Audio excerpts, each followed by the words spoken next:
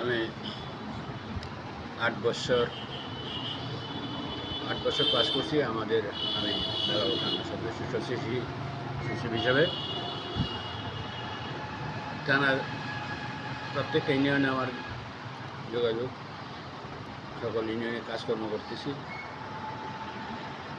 এখন আপনি বলছেন যে কেমন সময়, আসলে আমাদের এখন খুব ভালো সময় যাচ্ছে। কারণ 17 বছর আমরা এভাবে বসতে পারিনি কোথাও। আসতাম, চুরি করে চলে যেতাম এইভাবেই।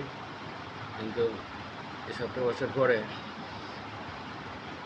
5 তারিখের পরে আমরা একটু বিএনপির লোক যারা আছে সবই আমাদের ভালো লাগতেছে।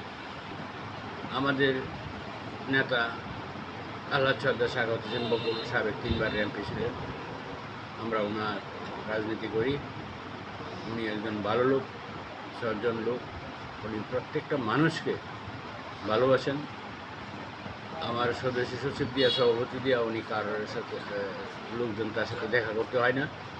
যে কোনো লোক তার কাছে যা সাদরে গ্রহণ করেন। উনি প্রত্যেকের বাড়ি বাড়ি যান। বাংলাদেশে এরকম লিডার আছে কি না যে প্রত্যেকটা ঘরে গেছে? বকুল সর্দার প্রত্যেকটা ঘরে ঘরে প্রত্যেকটা মানুষকে চেনে। এটা বিরল ঘটনা এবং সবার নাম জানে। এইরকম নেতার পিছনে আমরা রাজনীতি করি, আমরা স্বাচ্ছন্দ্য বোধ করি। 17 বছর মানুষ ভোট দিতে পারে নাই। এই যে অনেকে 40 বছর হয়ে গেছে, একটা ভোট দিতে পারে নাই। এটা একটা আনন্দের ব্যাপার। মানুষ এবার ভোট দিবে। তারুণ্যের ভোট দানের শীষে হোক, তারুণ্যের ভোট বকুল সর্দারের হোক, এটি চাই। ইনশাল্লাহ আপনারা দোয়া করবেন। আপনারা মিডিয়ার লোক, আপনারা জনজরিপ করে দেখবেন কার কী অবস্থান আছে। এই বাংলাদেশে মানুষ, আমরা যারা আছি বিএনপি করি, আমরা কিন্তু গর্বের সাথে বলতে পারি আমরা বিএনপি করি। কারণ বিএনপি জিয়াউর রহমানের দল। জিয়াউর রহমানের আজ পর্যন্ত কোনো দোষ ত্রুটি কেউ খুঁজে বের করতে পারে নাই। সেই কারণে বিএনপি মানুষ এই যে 17 বছর এত চড়াই উত্তরায় এত কষ্ট দিয়েছে মানুষকে, পুলিশ নির্যাতন করছে, একটা মানুষ সারা বাংলাদেশে দল ছেড়ে যায়নি। ম্যাডাম খালেদা জিয়া আপসীন নেত্রী। উনি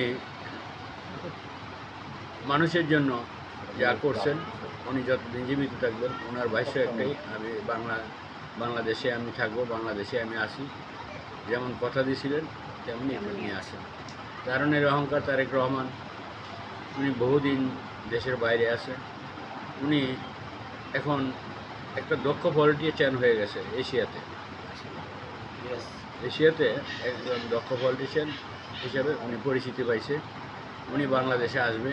বাংলাদেশে আগামীর বাংলাদেশ হবে সোনার বাংলাদেশ, দুর্নীতিমুক্ত, সন্ত্রাসমুক্ত, চাঁদাবাজি মুক্ত একটা বাংলাদেশ গড়ে তুলবেন। দেখেন, বিশ্বের সব দেশই কিছু না কিছু ছিল দুর্নীতি। একটা সময় এটা কিন্তু তেমন নাই। বাংলাদেশও কারো না কারো হাত ধরেই উঠতে হবে। এখন যে দুর্নীতি চলছে, আমরা আশা করি তারেক রহমানের হাত ধরে বাংলাদেশ একটা সুষ্ঠু জায়গায় পৌঁছে যাবে। ইনশাল্লাহ বিশ্বের দরবারে বাংলাদেশ একটা সুখ্যাতি পাবে, এই আশা ব্যক্ত করছি।